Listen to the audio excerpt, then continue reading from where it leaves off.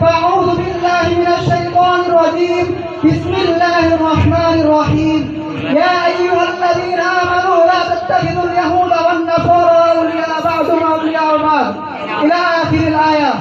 وقال رسول الله صلى الله عليه وسلم إذا تركتم الجهاد فسلط الله عليكم الذلة. চট্টগ্রাম মাদ্রাসা ফজলুল উলুম কর্তৃক আয়োজিত আজকের এই ফাইনাল বক্তৃতা সেমিনারের সম্মানিত সভাপতি, বিজ্ঞ বিচারক ও সুদক্ষ পরিচালক এবং আমার সামনে ভবিষ্য বাংলার প্রত্যন্ত অঞ্চল থেকে আগত এক জায়গায় ছাত্র ভাইয়েরা, প্রিয় উপস্থিতি, আল্লাহ তাআলা যদি তৌফিক দান করেন তাহলে আমাকে যে বিষয় নির্ধারণ করে দেওয়া হয়েছে তার উপর উক্ত বিষয়ের উপর কিঞ্চিৎ আলোকপাত করার প্রয়াস চালাবো ইনশাআল্লাহ।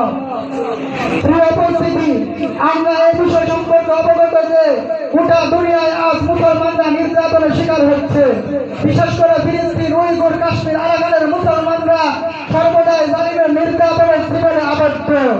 শুধু তাই নয়, বড় দুঃখজনক বিষয় হলো বিভিন্ন মুসলমান রাষ্ট্রের মা বোনেরা তাদের হেফাজত করতে অপরাধ হয়ে যাচ্ছে। এমনকি জালেমরা আমার মুসলমান মা বোনদেরকে উলঙ্গ হাতে ভাঙতে করছে।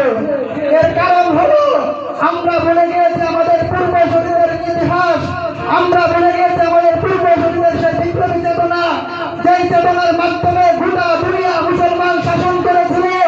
আমরা ভুলে গিয়েছি কোরআনের সেই আয়াতকে, ওমা লাকুম লা তুকাতিলুনা ফি সাবিলিল্লাহ।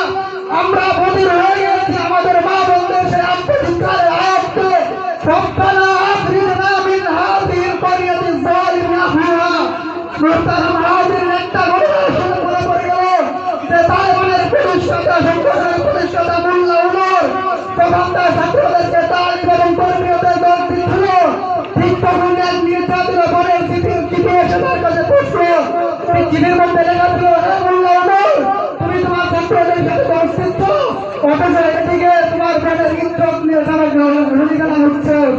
অতবার মোল্লা উমর তার বংশের কিতাবকে বন্ধ করে ওই বনের ইজ্জতকে হেফাজতের জন্য বের হয়ে গিয়েছিল।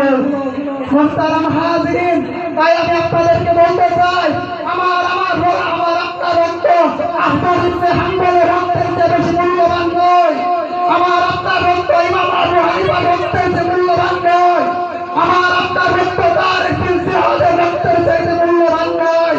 কাজেই তারা যদি ইসলামের জন্য রক্ত দিতে পারে তাহলে আমাদের জন্য সকল রক্ত দিতে প্রস্তুত থাকতে হবে। মুহতারাম হাজিরিন, তাই আমাদেরকে মনে রাখতে হবে, মুসলমান কখনো কামান দিয়ে পরমাণু শক্তিকে ভয় করতে পারে না। কারণ আমাদের ইতিহাস হলো বদরের যুদ্ধে 1000 সশস্ত্র বাহিনীর মোকাবেলায় 313 চাঙ্গা তলোয়ারের বিজয় হয়েছিল। 700 জন মানুষ নিয়ে, 700 সৈনিক নিয়ে তারেক বিন জিয়াদ গোটা ইসলামকে বিজয় করেছিল। মুহতারাম হাজিরিন, তাই আমাদের মনে রাখতে হবে, পারস্যকে বিজয় করার জন্য আর উমর ইবনে খাত্তাব আসবে না, তারেক বিন জিয়াদ আর ইসলাম বিজয়ের জন্য আসবে না, মুহাম্মদ বিন কাসিম আর সিন্ধু বিজয়ের জন্য ভারত উপমহাদেশে ভ্রমণ করবে না। কাজেই তাদের এই দায়িত্ব আমাদের মধ্যে অর্পণ করে গিয়েছেন। তাদের এই দায়িত্ব আমাদেরকে পালন করতে হবে। যতদিন এই দেহে প্রাণ আছে, ততদিন এই দেহে এক ফোঁটা রক্ত থাকবে, ততদিন পর্যন্ত ওই বাতিল কুসংস্কারের মোকাবেলায় আমাদেরকে জীবন যুক্ত করতে হবে। তাহলে রাষ্ট্র সিনেমা সরকার আসসালামু আলাইকুম ওয়া রাহমাতুল্লাহ।